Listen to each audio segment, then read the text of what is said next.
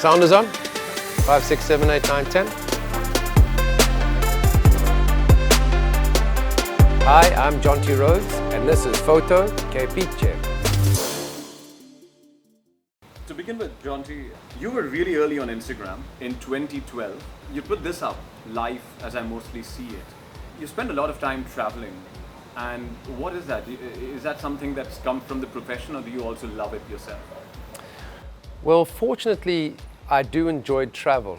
I think that the difficulty when you played cricket, you would tour a country and you pretty much see it from an aeroplane. So I've certainly made an effort to ensure that when I'm on the ground as a coach now, I get out and see as much of the country as possible. In fact, tomorrow morning I'm meeting up with a whole bunch of riders. We're heading out on our Enfields, and we're going to go and see a bit more of Lucknow. So, you know, I'm very fortunate that I do enjoy travel. I love my work. It's obviously a tough call between sacrificing time away from the family, especially during the bio-bubble stages. The last 2 years was really tough. And now kids are of a school-going age. It's not that easy to travel away. So, you know, it's a kind of, I still remember one of the comments about that was, yeah, Jonty, but that's the choice that you've made. And it is. I mean, it is my work. I worked for a bank for a while in South Africa, so yeah, I could have carried on with that, but I realized early on that I'm not a banker, and being out on the ground, I mean, cricket is certainly still a passion of mine. I'm not a big watcher of the game, but I do like to still participate. And thank God for that. Thank God you didn't get into banking, because that gets me to the second picture, which is not just your test debut, but South Africa's modern day test debut. Yeah. What was that moment like? Well, it was quite interesting, my debut, from a test point of view, because we'd obviously played in the Cricket World Cup in Australia in the 50 overs, and you know, I was pretty much a surprise selection for that 1992 World Cup. Kepler Wessels was the captain of the South African team, and he had played for Australia. And the stadiums in those days, there was no inner boundary. The boundary line was usually the advertising boards or a wall. And the grounds, the cricket grounds in Australia were multi-purpose stadiums. So they played Aussie rules football, and that requires a lot of space. So Kepler just knew that he wanted some younger, faster legs, and Hansie Cronje and myself were in the lineup to run hard in the field, to make sure that we could save as many runs as possible. So that World Cup was interesting for me, because you know it then led on to my test sort of debut was against India in Durban, which was my home ground. But the amazing thing was, I mean, still we were in 1993, so it wasn't yet democracy.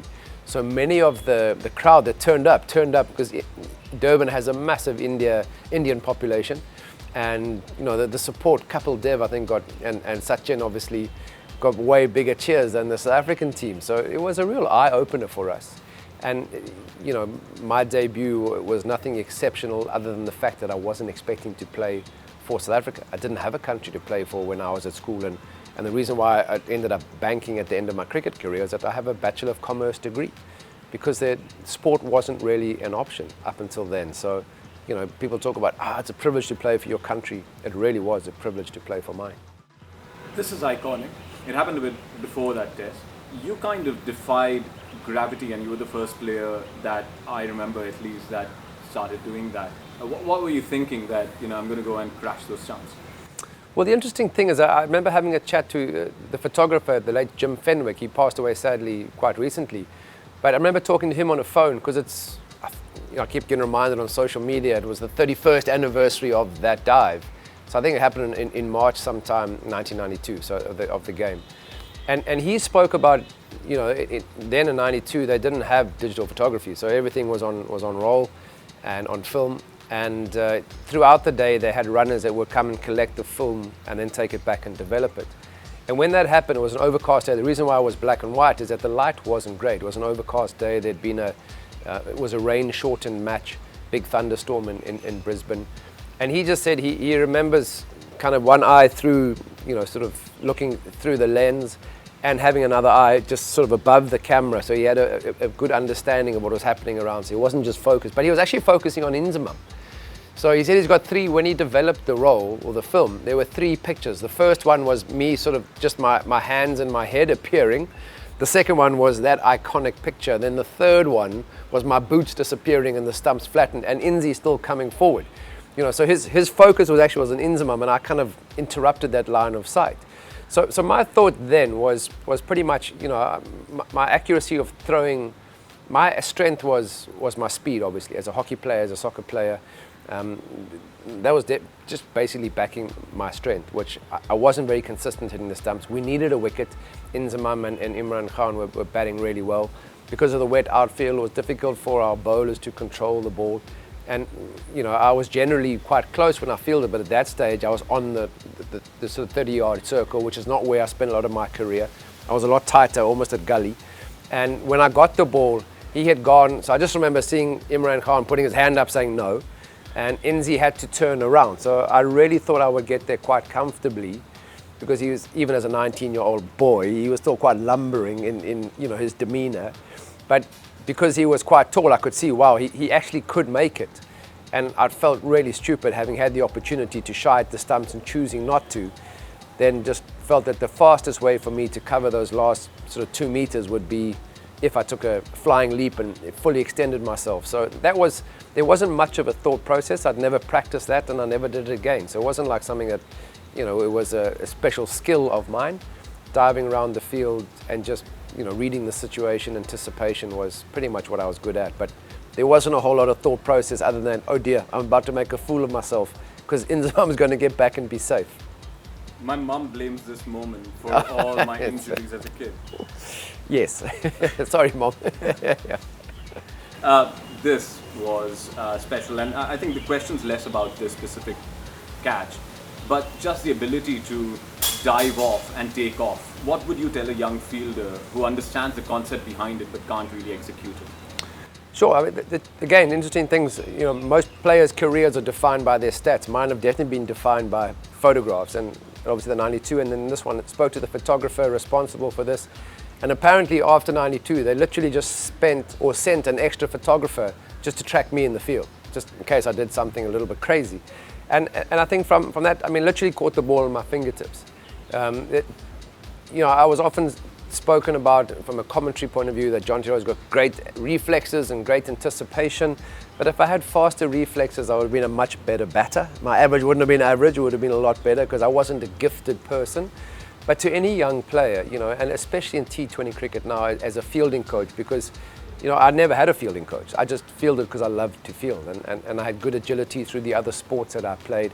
But the anticipation is basically expecting every ball to come to you, because too often we see the ball, but we're not ready for it. And by the time you sort of launch yourself, the ball has gone past, or you end up just falling. So my advice to any youngster who's whatever level they're at is expect every single ball to come to them in the field. And that's anticipation. It's not faster reflexes. Yes, reflexes are something you can train, but what you can't train as a coach is that anticipation or that expectation that every ball is coming to you, because then you are ready to go.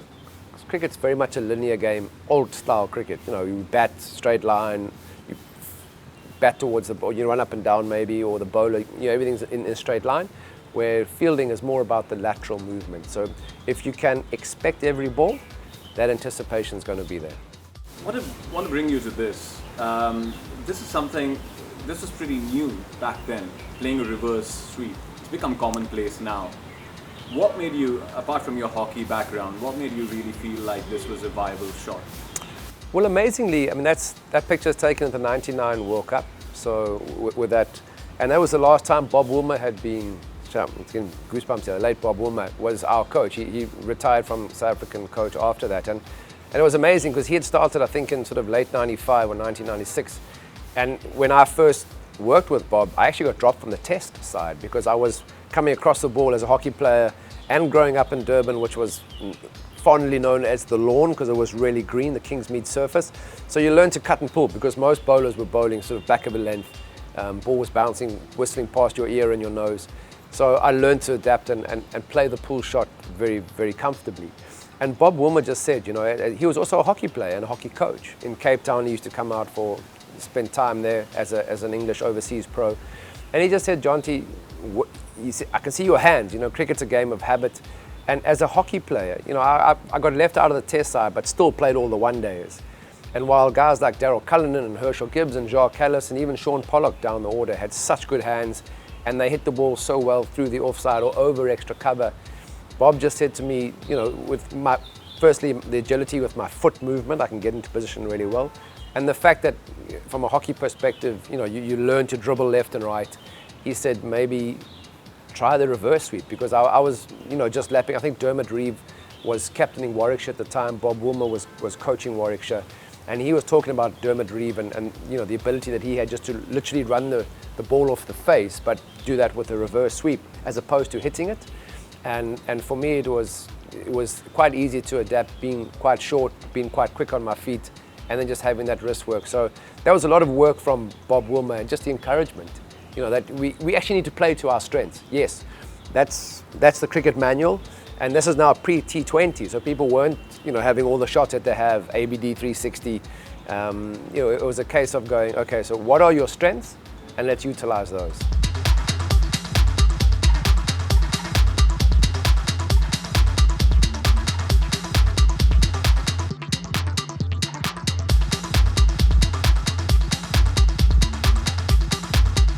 Coming to a few people you've met, first up is... Her Majesty. Yeah. Yes. The Queen of England. Yes, well, the former. Queen of England, the King's mother. Yeah, Yeah. yeah, the King's mother. How was that like? For a kid who grew up in South Africa, came over, and now you've been invited to Buckingham Palace. What was that like? Well, we actually got to meet her on 4 occasions, and every time in slightly different environments. The first one was the South African tour in 1994. It was the warm-up match at the Earl of Carnarvon at a castle, literally a castle grounds. We played the game, and was tea. She had come down for tea, and I was diving around very muddy and kind of quite embarrassed about the color of my clothing. Everybody else was in their whites and their blazers. And then we met her again at Lord's, literally a couple of weeks later when South Africa played our first test at Lord's. And she said, I remember you. You're that, because I was as dirty. So there's a picture of me at Lord's in my whites, which are very green, I think standing next to Pat Simcox. And she said, I remember you. You're the loud, dirty boy, So she, obviously the impression that I have, I'm a grubby fielder with lots of noise. And then we actually met her in Pakistan. They had come out as a royal couple and at a test match in Islamabad. And then the 4th time during the World Cup at Kensington, at the Palace. So I think from a point of view where a very sheltered existence in South Africa, we obviously spent an incredible amount of time with the late, great Nelson Mandela as well, because he just showed how powerful sport can be as a unifying force. And, so it was less about the opportunity to meet the amazing people, because, even though you in monarchy, you're born to the role, but she certainly showed through her consistency and just that sort of staying power how amazing she really was, the Queen. But, so it's not about these great people you meet, but it's just about having that opportunity to show how powerful sport can be. And I think in this day and age too, we take for granted the fact that we are role models, and we don't have to be royalty or a great leader to impress and inspire people. And too often we kind of think, well, that's the role of the parents. We don't have to worry about that, but we do. We can, especially through sport, unify a lot of people. You mentioned Nelson Mandela. That's actually my next one. This caption on Instagram reads, "Geez, Dad, you're so lucky to have met him." Yeah, so that's actually that's the memorial for the capture site of the Nelson Mandela when he was captured by the apartheid police in South Africa, in Howick. So it's just outside my hometown, and my 2 children hadn't been there before to the site, and yes, so obviously we had, that's Daniela on the left, and Ross, who's now 18, Daniela's 23, and they had obviously the book, The Long Walk to Freedom, Nelson Mandela's book, and it is pretty incredible that we do get the opportunity as international players to meet these great people. But like I said, just meeting them is no good if you don't use the lessons that they have learned and the way that they have brought people together, and then you not carry on. You can't follow in Madiba's footsteps, but you certainly you've shown what sport can do as I said, to unify a country in a way. Speaking of countries and speaking of your kids, this one obviously is extremely popular all over India. Yes. What's your connect? What made you fall in love with this country? Well, the amazing thing is, my wife Melanie is a yoga teacher. She's a qualified architect and a yoga teacher. And when we first came to India, as I've said, I mean, I've always understood and growing up as a white boy in apartheid era South Africa, where I was at this junior school, 600 boys, all white, a high school, 1,000 boys, all white. And the neighborhoods that you lived in, everybody looked the same, spoke the same, and thought the same. And it was just amazing when you start getting exposed to this incredible diversity. And that's the amazing thing about India. What I love so much is that even within India, the diversity is huge. And it just became, and like I said, I used to borrow, I can hear a couple of them in the background here, that thump, thump, thump. When I started borrowing the bike and riding out, and because 5-star in India is incredible, but you don't get a taste and feel of India that everybody else is experiencing. So for me, I really discovered that the more I learn about other people, the more I learn about myself. So every time I came to India, it was actually a part of my growth as a human, and then hopefully to be a better person with more understanding. So I think that connect. India was called India because, in fact, I think she's probably watching an MI game at that stage, because she was born during the IPL 2015, and so we maybe distracting her with. She looks pretty focused. Maybe she's watching Rohit Sharma bat. I don't know. Most of us, was quite easy to watch Rohit. He was very relaxing and soothing with his elegant style, and living in India and driving around and experiencing India was a big part of that for me. Big personal growth, and just that, as I said, learning, through diversity, encountering other people, just growing as myself as a person who needs to be able to expand my horizons. You love surfing, and this is actually a two-part thing. So there's you surfing, and there's you being proud of the Indian Olympic surfing team. Well, I'm actually a part of the Surf Federation, SFI, Surf Federation of India. And what it was there is, I was just saying, is that the Olympics had just taken on surfing as a new sport, as they do. They kind of every Olympics there's new sports. That's we're hoping cricket gets in as well, and not just from an international point of view, because then the smaller or associate member countries, suddenly there's a focus. Because I now live in Sweden, and cricket they don't even talk about, but if it's an Olympic sport, they put a lot of time and energy into it. So when a sport becomes an official sport, from that perspective, and the same thing with surfing, we've seen a massive growth. So me being at the contest was quite interesting. I mean, what they also have there, they would have a surf music yoga festival. So there were only 100 surfers maybe, but we would get 20,000 people on a Saturday down to the beach, because there was music and yoga going on, and in the evenings from 5 o'clock, the beach was absolutely packed. They had between 7,000 to 10,000 people, and a great local music lineup. So from that point of view, and the reason why I was very happy to be involved with the Surf Federation is because when we had a contest, you would then, you get a lot of media down, and you'd get 9 questions about cricket and 1 about surfing. But as long as we got the 1 about surfing, then it was actually all worthwhile. But there was always Virat Kohli this, South Africa that, and what's wrong with another ICC event in South Africa being kicked out. Tell me about the choking issue. So from that perspective, it was a great opportunity for me to use the media platform that I had to promote a sport that at that stage was very much in its infancy, and it has grown exponentially. That's the thing about India, something that takes a while to sort of get going and gain momentum, but once it gains traction, it's like a snowball down a mountain. It certainly picks up momentum very quickly. In fact, since you did this in 2017, we had just 1 surf school in Pondicherry, where Yep. I'm from, and now we have 6. Yep. And the impact of this is... Well, the amazing thing, these youngsters get given the opportunity. So we involve them, help us with the beach cleanup. So the beaches are a small issue. The biggest issue is the rivers here in India. So obviously every river flows down to the ocean, and that's where it just spills everything out that it's gathered on its way. So we get the surf clubs to help get youngsters involved, owning their patch of turf. But for that, they would then get free lessons, free access to boards, and they were generally youngsters from the fishing villages. And so what you see now is you see kids who were given a chance at 14 and 15.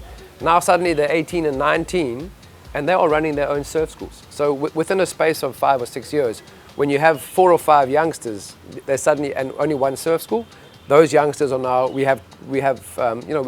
get training with regards, so we certify them as well.